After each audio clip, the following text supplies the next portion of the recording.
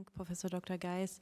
Sie haben es gesagt, man hat den Menschen ihre Würde genommen und auch versucht, sie zu entmenschlichen. In den KZs wurden ihnen die Haare geschoren, sie wurden all ihrer persönlichen Gegenstände beraubt. Zuvor wurden ihnen die Häuser weggenommen, die Habseligkeiten.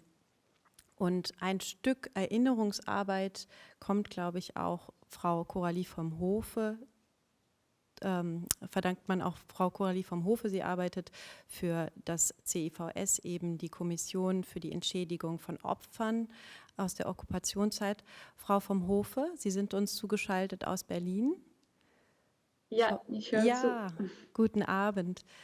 Welche Art von Anfragen erreichen Sie denn eigentlich? Geht es da um Möbel oder Bilder oder geht es auch um so ganz persönliche Gegenstände wie Ketten, die genommen wurden, geraubt wurden? Wie können wir uns Ihre Arbeit vorstellen beim CIVS? Alors, nous recevons...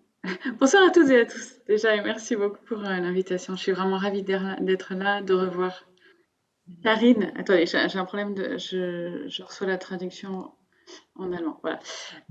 Et de revoir Judith que nous avons accueillie au mois de février aussi pour le vernissage de l'exposition à l'ambassade de France à Berlin. Donc, bonsoir à toutes et à tous.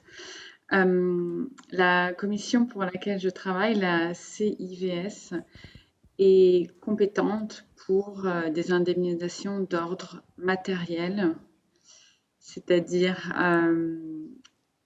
tout le mobilier qu'un appartement pouvait composer. Ça peut être donc des meubles courants de tous les jours, mais aussi des instruments de musique, du matériel professionnel, des bijoux, des œuvres d'art et aussi des biens immobiliers. On reçoit tout type de demandes et c'est ce genre de biens que nous indemnisons.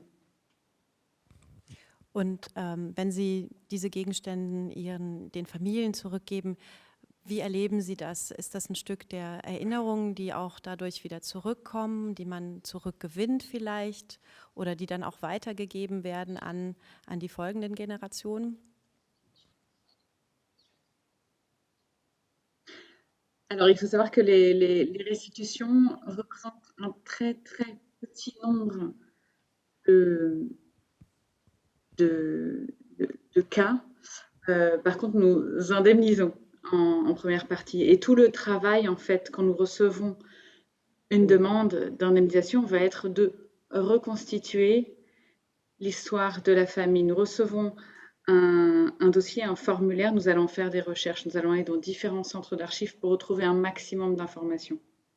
Dans les archives en France, à Paris, mais aussi dans les départements français et aussi en Allemagne, particulièrement à Berlin, mais aussi dans d'autres Länder. On se rend compte qu'il est plus important pour les requérants aujourd'hui, pour les familles de victimes, les enfants, les petits-enfants.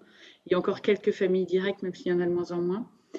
Mais pas simplement l'indemnité qu'ils vont recevoir, mais plutôt le dossier qu'ils vont pouvoir lire de toutes les informations qu'on a pu retrouver sur leur famille. Si restitution il y a d'un bien culturel, ce qui est très très rare, c'est peu importe en fait la valeur du bien, c'est la valeur vraiment symbolique de l'objet. Effectivement, c'est finalement tout ce travail fait aussi partie du travail de mémoire.